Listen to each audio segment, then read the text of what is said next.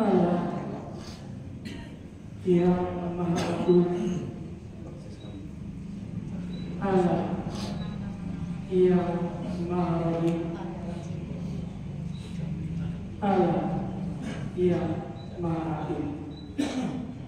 Yang kami hormati koordinator sujud penggalian, yang kami hormati petugas dan pengawas sujud penggalian, yang kami hormati peserta sujud penggalian, dan yang kami hormati seluruh warga Rohanian Sabda Dharma. Selamat pagi dan salam waras. Pertama-tama mari kita haturkan rasa bersyukur kehadirat Allah yang Maha Kuasa atas perlindungan serta semua karunia yang telah kita rasakan bersama. Rasa terima kasih yang mendalam selalu kita haturkan kepada Panuntun Agung Sri Utomo dan Ketua Agung Sri Pawana yang selalu menyinari para warga Rohanian Sabda Dharma di dalam menghayati dan mengamalkan ajaran kerohanian Sabda Dharma, baik untuk diri kita sendiri, keluarga, masyarakat, maupun bangsa dan negara. Bapak Ibu yang kami hormati, pada pagi hari ini kita akan menerima pengarahan yang akan disampaikan oleh Bapak I Gedewena. Kepada Bapak I Gedewena kami persilakan.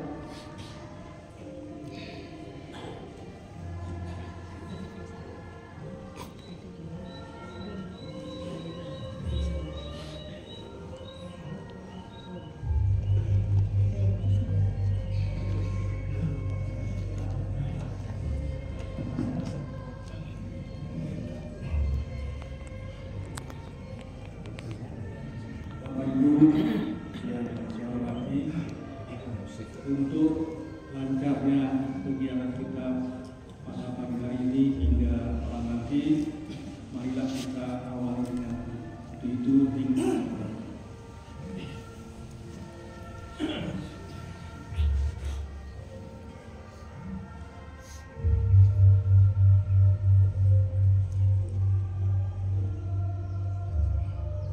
Allah yang Maha Agung,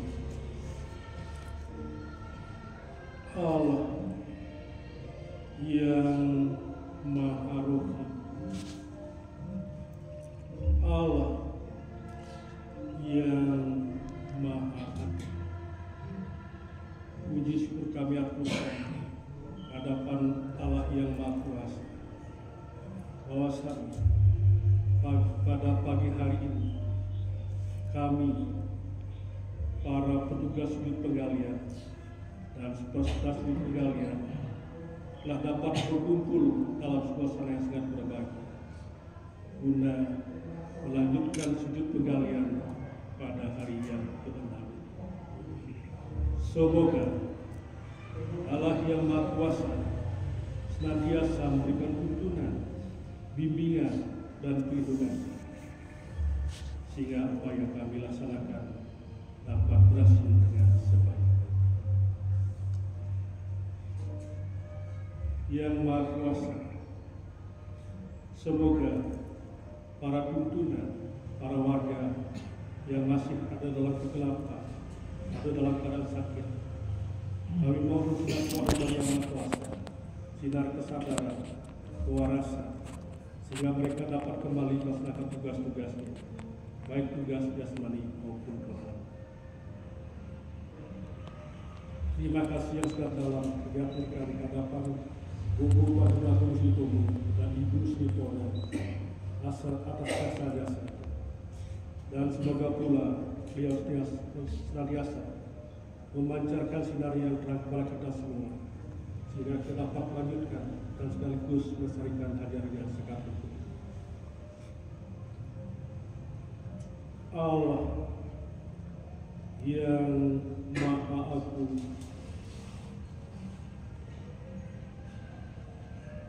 Allah yang Maha Rahim, Allah yang Maha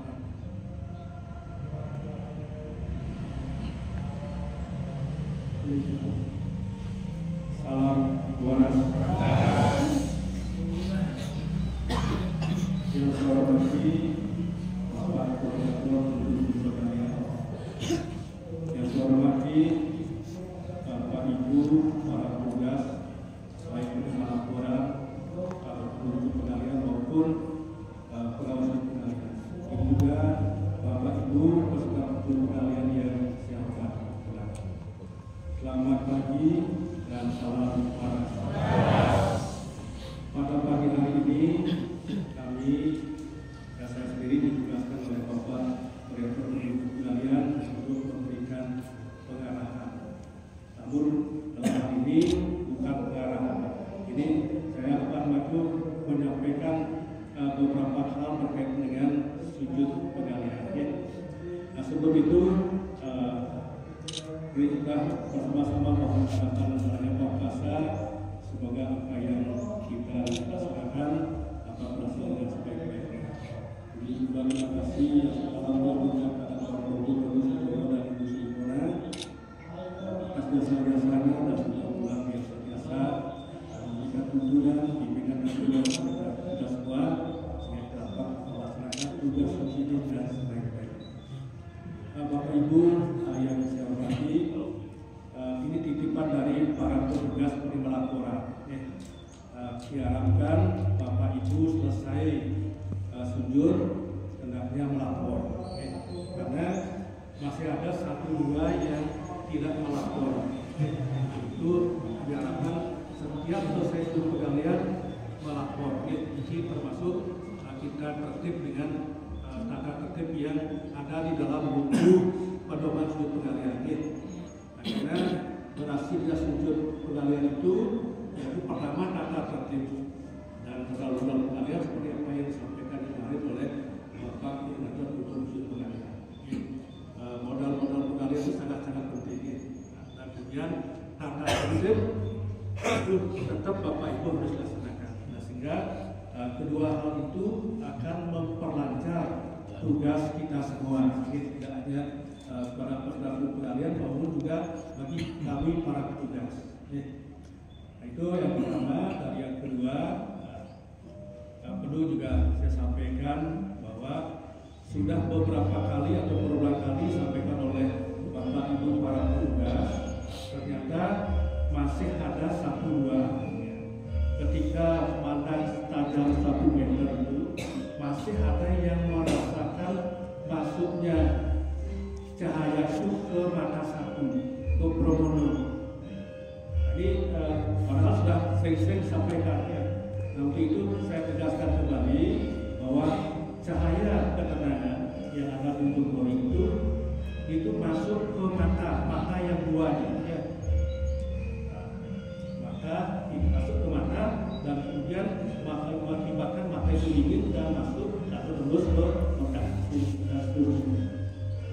Itu perlu kita semua bagi yang masih merasakan ke promotor, yang kami harapkan ya mulailah untuk mengamati itu masuk ke mata.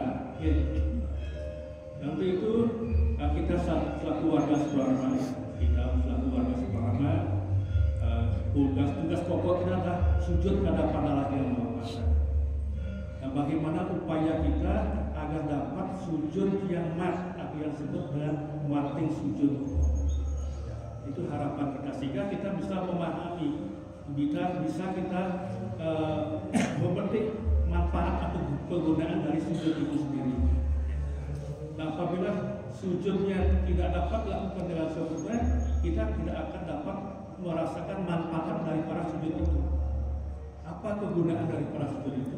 Perlu kita tahu juga ya, agar kita semua bisa merasakan manfaat itu. Nah, salah satunya dengan sujud yang sempurna, sujud yang semele, itu akan dapat kita memberantas kuman-kuman penyakit yang ada dalam pribadi kita. Itu kalau kita sudah terus sujud dengan baik, dengan sempurna, itu akan dapat memberantas kuman-kuman penyakit yang ada dalam pribadi kita. Nah, ini banyak juga para warga sering telepon, aku saya sendiri ya, yang kan, Pak, saya sudah sering sujud pegalian, seperti apa yang diarahkan oleh Bapak Ibu para pengguna. Kenapa saya masih sakit? Ada yang seperti itu. Tentu dan jawabannya adalah apakah sujudnya sudah sempurna? Apakah sujudnya sudah sesuai dengan buku Dasawarsa maupun buku Jilid 1? Itu pertanyaannya. Kalau belum dia memenuhi atau melaksanakan sujud yang sempurna, ya tentu ya, tidak ada proses, tidak ada pembersihan. Nah, sehingga yang bersangkutan masih melaksanakan, masih merasa sakit. Nah, padahal saya sudah tanya, sakitnya itu apa? Sakit medis atau sakit di luar atau non medis? Ya sebutkan saya sudah ke dokter kontrol, namun tidak ditemukan penyakit. Tapi itu penyakit non medis. Nah, kalau penyakit non medis, kita yakin bahwa dengan sujud yang sempurna penyakit itu pasti akan hilang. Kalau kita betul-betul sungguh-sungguh melaksanakan sujud itu sendiri. Dan kemudian yang kedua itu adalah menetralkan atau menghilangkan angkara. Kami yakin bahwa sabda dharma kalau sudah melaksanakan sujud dapat meredam atau menghilangkan angkara murka, angkara ya. Karena sebenarnya tidak ada yang mau macam-macam gitu ya, pasti akan ada di jalan lurus. Dan kemudian kita selalu mengharapkan pada anak cucu kita agar ikut sujud. Kenapa? Karena di situ di dalam sujud itu akan dapat mencerdaskan otak. Kalau anak-anak baik sekali kalau melaksanakan sujud sebelum melaksanakan belajar atau sebelum sekolah sujud dulu. Nah, sehingga anak-anak itu akan cerdas. Nah, Bapak Ibu para guru sudah banyak yang membuktikan ya. Bapak Ibu sudah banyak yang membuktikan dan pernah juga sebagai siswa maupun mahasiswa lalu didahului dengan sujud pasti akan berhasil dengan baik-baik. Nah, itu juga kita yang sudah tua-tua ini ya. Kita yang sudah umur 60 tahun ke atas itu biasanya pikun, bahasa Jawa yang bahasa dengan dia pikun ya, kalau bahasa Bali pikun lupa ya, sering lupa itu ya. Sering lupa, kadang-kadang kaca sudah kita bawa, di mana kaca kadang-kadang seperti itu ya. Nah, tapi kalau kita sudah berwadana dengan rajin sujud, rasa pikun atau lupa itu pasti akan berkurang ya, berkurang. Nah, bisa biasa seperti anak muda ya, tidak lupa. Ini penting sekali untuk kita selalu melaksanakan sujud.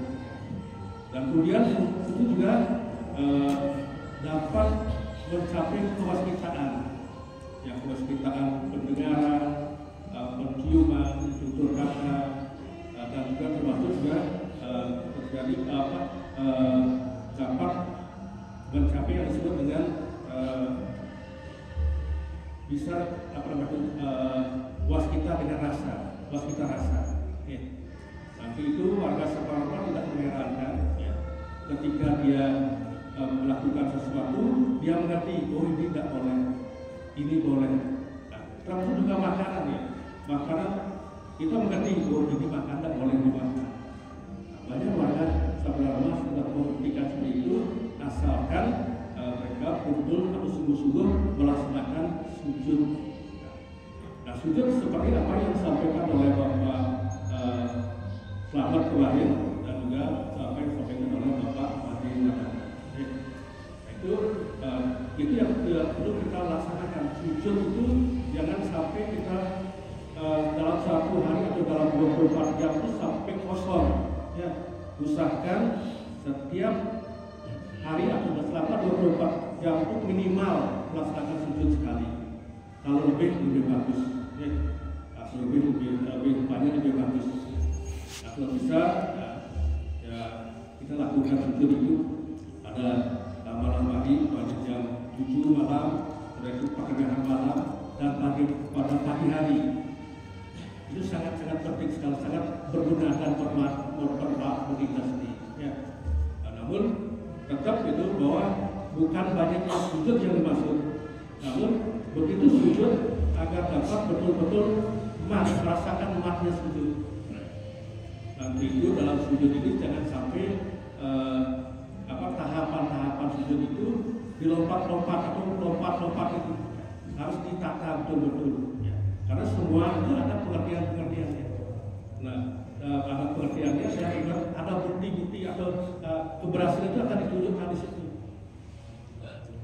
Nah, salah satu contoh saja, ketika naik di getaran kasar, menutup mata, tertutupnya mata itu bisa kita buktikan apa tutup mata itu dengan sempurna atau tidak.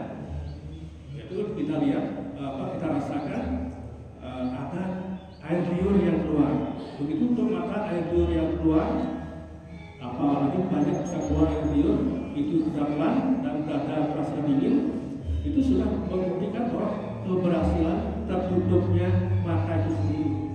Nah, kalau tutup mata belum ada air liur yang keluar, berarti tutup mata itu belum sempurna. Tutup mata itu belum sempurna. Nah, makanya ketika kita memandang 1 meter itu seperti apa yang disampaikan kemarin itu, kita harus betul-betul menenangkan pribadi dengan mengamati keluar masuknya nafas. Dengan mengamati atau merasakan keluar masuknya nafas, itu akan meredakan angan-angan dan pikiran. Nah, lambat laun akan nafas itu akan makin lama makin halus. Angan-angan pikiran sudah tentram.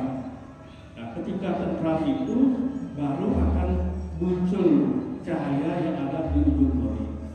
Nah, itu muncul cahaya ujung jari itu, seperti tadi yang saya sebutkan, masuknya ke mata. Nah, tidak ke mata satu, ini masuk ke mata. Dan kemudian kalau orang tua kita dulu sering menyebutkan rasakan serapannya lewat kelopak mata. Nah, kebetulan saya dulu sebutnya sudah tahun 75. Waktu morinya masih pakai proyek perpat ini ya, tidak seperti ini. Nah, itu prakultur sudah sering menyebutkan rasakan serapannya lewat kelopak mata.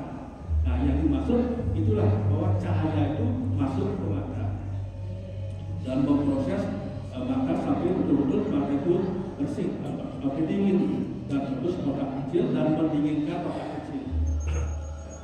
Nah, karena otak kecil itu penting sekali untuk didinginkan. Nah, karena segala rekaman atau apa saja yang terjadi itu di otak kecil yang kumpul, maka dibersihkan otak kecil. Nah, setelah otak kecil bersih, dingin, itu akan dia menyebar. Disampaikan kemarin oleh Pak Lamat, menyebar.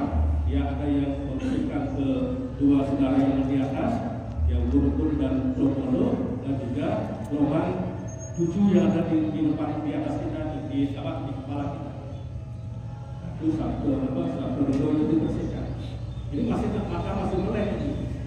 Dan kemudian turun keluar saudara yang ada di bawah itu, termasuk juga 2 lubang di bawah, ke bawah dan pelepasan. Nah, itu kalau sudah itu terdalam semuanya, pembersihan itu sudah terdalam. Nah, di situ kita pribadi kita makin enak.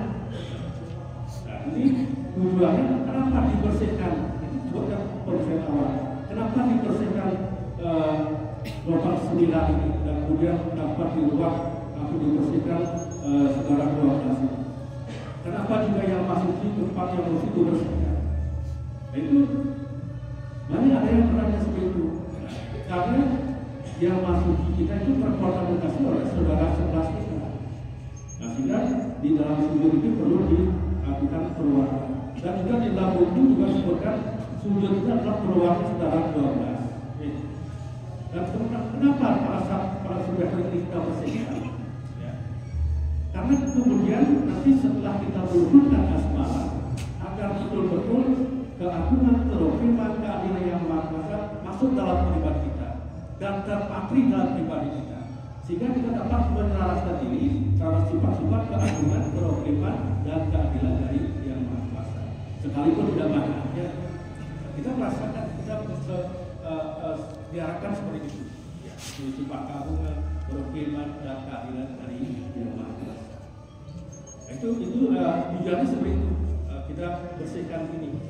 Nah setelah bersih baru kita rasakan naiknya getaran kasar ya. Setelah tadi bersih di sini, itu saudara 12 sudah dibersihkan dan juga di luar, dan lubang 9 sudah dibersihkan, baru akan kita rasakan naiknya getaran kasar. Nah, getaran kasar naik dari jempol kaki, tidak dari sudut kodok. Banyak kemarin warga melakukan getaran kasar naik dari sudut kodok, bukan dari sudut kodok. Naiknya itu dari jempol kaki, naik merambat sampai di kepala. Ciri-cirinya kepala itu berat, ya. Berat itulah yang turun menutup mata, bukan hanya tutup mata. Nah, seperti tadi saya sebutkan bahwa berhasilnya terturunnya mata, air liur pasti keluar. Nah, setelah air liur mendinginkan dada. Kalau dada sudah dingin, otomatis ubur-ubur pasti terbuka. Tapi kalau dada masih panas, masih ada gejolak, ratapan dan sebagainya, ubur-ubur pasti tidak terbuka. Nah itu kelana air liur penting untuk mendinginkan dada. Nah, itu amati ubur-ubur. Kalau sudah ubur-ubur terbuka, kita tinggal menunggu ucapan asma 3. Kemarin juga ada yang melaporkan ucapan asma itu di sini katanya. Di dada Allah yang Maha, bukan di situ tempatnya, bukan di situ. Karena tempat yang Maha Suci itu ada di ubur-ubur. Nah tentu ucapannya itu adalah di atas ubur-ubur, sesuai dengan kemampuan kita masing-masing. Ketika mengucapkan Allah yang Maha itu akan naiknya Allah yang Maha masuk ya melalui ubur-ubur dan ke pribadi kita. Nah, bagaimana masukkan dulu dengan Maha Kuasa? Itu kita titik sampai ke seluruh tubuh. Seluruh tubuh itu juga Allah yang Maha Kuasa. Nah, banyak juga dalam Bapak Ibu dalam penelitian Allah yang Maha yang masuk dalam pribadi kita. Tidak hanya di daging-daging, tidak hanya di daging-daging. Karena rasa kasih sayang itu ada di mana Bapak Ibu? Di hati ya. Di hati. Coba dari waktu kita merasakan turunnya kerohanian yang Maha Kuasa, dia masuk ke daging-daging, juga termasuk ke bagian dalam ini, paru-paru, jantung dan seterusnya. Karena rasa kasih sayang itu ada di hati kita. Itu perlu di dalam. Dan seterusnya sampai ucapan yang Maha Adil, itu dia paling luar. Ini sangat-sangat penting. Itu kenapa banyak warga menyebutkan, saya penelitiannya baru asma 3. Jangan diremehkan asma 3. Asma 3 luar biasa. Karena menempati 3 pos, ya, di tulang, unsur tulang, di daging, di kulit, itu dia kuasai. Memiliki kemampuan yang luar biasa. Ya. Nah untuk itu sering para guru menyebutkan jangan sampai lupa meluburkan asma. Yaitu dari mulai tidur sampai tidur kembali. Ya, selalu meluburkan asma. Kalau sudah sering kita luburkan asma, banyak warga yang membuktikan ketika dia mimpi pada saat malam dikejar setan atau kejar apa yang tidak baik, dia pasti otomatis mengucapkan aku meluburkan asma. Betul tidak seperti itu? Iya. Nah, kalau diharapkan sering ucapan asmalah, ya, satu contoh banyak. Menjelang tidur, meluhurkan asmalah, mohon karena Yang Maha Kuasa agar saya dapat tidur dengannya. Dan itu, dan bilang kalau ingin, tolong bangunkan jam berapa? Pasti dibangunkan. Ya. Dan asal saja itu dibangunkan lagi tidur. Nah kalau tidur lagi kayak molor, ya. Nah, itu pasti dibangunkan. Nah, kemudian begitu bangun. Juga luhurkan asmalah, ucapkan puji syukur kepada Yang Maha Kuasa sudah hari malam dapat tidur dengan ini, dan kemudian akan dapat melaksanakan tugas-tugas dengan sebaik. Dan seterusnya. Lalu lebih ketika kita makan, jangan sampai lupa menggunakan asma. Ya. Dan seterusnya, apalagi lebih kita melakukan perjalanan jauh. Perjalanan jauh itu penting, kita harus lupakan asmalah. Nah kalau ada tertegang ke kiri, ya radar ke kiri kiri. Nah itu perlu Bapak Ibu tunggu dulu sampai betul-betul getar itu reda, baru berangkat. Nah kalau sudah Bapak Ibu diberikan petunjuk oleh Yang Maha Kuasa getarnya kiri, Bapak langsung terobos juga jalan, itu berbahaya. Sudah diberikan petunjuk oleh Yang Maha Kuasa. Tapi itu ketika kita mau berangkat kepala pun, kalau sudah kadarnya kiri, tunggu dulu sampai betul-betul reda. Nah terus itu diharapkan bahwa pertama itu lalu memerlukan dan kemudian kemarin juga sudah sampaikan bahwa tahapan-tahapan tujuan itu disampaikan oleh Pak Wali Wali itu tahap atau tujuan tahap pertama itu bisa rasa dan rasa, dan Bapak Ibu pada hari ini juga malam yang ke-6 ini masih dalam tahapan yang pertama, yaitu pisahnya rasa dan panrasa. Itu puncaknya adalah tes raga. Nah, kalau malam kelima itu sampai ketemu raganya, dan kemudian malam ke-6 itu tes raga. Tes raga. Nah, kalau berangkat ke kiri bagaimana, ke kanan bagaimana. Nah, tentu Bapak Ibu sudah paham itu, ya. Karena setiap hari sudah dilakukan begitu. Nah, kemudian kami lakukan sedikit bahwa setelah kita menunjukkan asmara, tadi kan sudah masuk dalam pribadi kita. Nah, untuk persiapan sujud itu jangan langsung rasakan di jilid kodok. Tata dulu, tata dulu di depan ini. Ya, dari he sampai do ini, rasakan di depan ini agar betul-betul diberi di depan ini dingin, ya, dingin. Nah, kemudian setelah sampai di do, itu dingin, dan kemudian akan terus dia ketur atau jilid kodok. Nah di situ kita baru menunggu di situ akan naiknya getaran halus atau naiknya air suci. Air suci itu berasal dari sari-sari makanan atau menjadi air sari dan menjadi air suci yang ada di tulang ekor, sudah disebutkan seperti itu. Ya. Tidak ada lain lagi, tempatnya adalah di tulang ekor. Itu akan merambat naik, merambat naik. Tergantung pribadi, ada yang seperti dorongan, ada yang naik, ada rasa getaran yang naik. Nah, getaran naik itu yang diikuti, naiknya ruas ke ruas, dan juga perlu kita tahan pos per pos. Nah, ada 3 pos, ya, 3 pos, pos yang pertama di so, pos yang kedua di Diwo, pos yang 3 di Ulu. Itu perlu penahan. Apa tujuannya? Tujuannya adalah untuk membersihkan saudara-saudara yang ada di pribadi kita. Nah, begitu naik dia sampai bisu, kita tahan dan akan merasakan atau pembersihan dari bayang koru yang ada di pusat itu, dan juga di kanan kiri yang disebutkan koru. Itu akan mendapatkan pembersihan lagi. Nah, kalau sudah ini nyaman, otomatis bisu itu naik lagi keluar sampai di Bersisa sudah dalam pertengahan. Di pertengahan itu juga merasakan ke depan ada 3 saudara, yang Bayu, Indo, yang susu kandung Sukiri, dan termasuk Bromo, Purwati. Ini akan mendapatkan suatu pembersihan perwakilan. Nah, kalau sudah nyaman itu otomatis dari Wodu naik ruas sampai di Lo. Di Lo itu di Pulau ya, sini di Naga Tahu. Nah, di situ. Dan itu juga akan setelah kita itu akan merasakan di kanan belakang ini sampai bagi domino. Itu kalau sudah tuntas itu nyaman, otomatis dari lo itu naik ke kotak kecil. Kotak kecil itu ciri-cirinya apa? Hanya rasa itu kotak kecil, getaran suci itu kotak kecil. Itu cirinya kotak kecil dingin. Ya. Kalau dingin berarti belum. Nah, kalau kotak kecil sudah dingin, tembuskan ke Promono. Mata di Promono ini pembersihan. Karena ketika kita sujud bungkuk kali yang kedua, ya, karena di situ akan kita memiliki tugas kesalahan.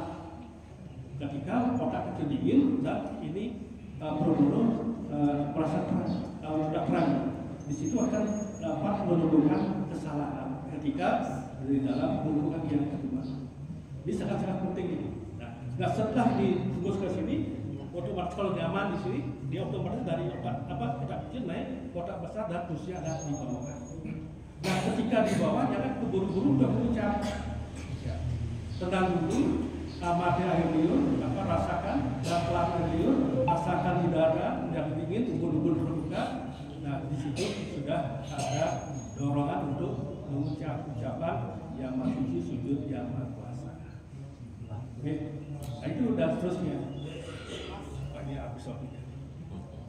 Nah itu dan seterusnya juga bentuk kedua, bentuk tiga, tahapan seperti itu. Dan diharapkan ketika kita sujud itu betul-betul sampai terbentuknya atom berjiwa. Sedikit ya, bentuknya atom berjiwa. Atom berjiwa itu berasal dari getaran air suci yang naik, ya. Yang tadi yang saya jelaskan, getaran air suci naik bersama dengan getaran sinar cahaya Allah yang ada dalam pribadi kita. Di dalam pribadi kita ada unsur Tuhan yang dilambangkan dengan hijau moyo, hijau muda itu. Ya, itu atau hijau moyo dilambangkan itu merambat bersamaan dengan getaran air suci masuk naik dan menyatu di situ terjadilah kekuatan yang luar biasa yang disebut dengan atom berjiwa. Ya, diharapkan sampai terbentuknya atom berjiwa dan sampai dia diubun-ubun berarti kucing putih itulah yang nanti bisa menghadap kepada yang Maha Kuasa. Ya, itu yang kami dapat sampaikan, mudah-mudahan ada manfaatnya dan kemudian apa yang saya sampaikan tadi barangkali dalam bagian Bapak Ibu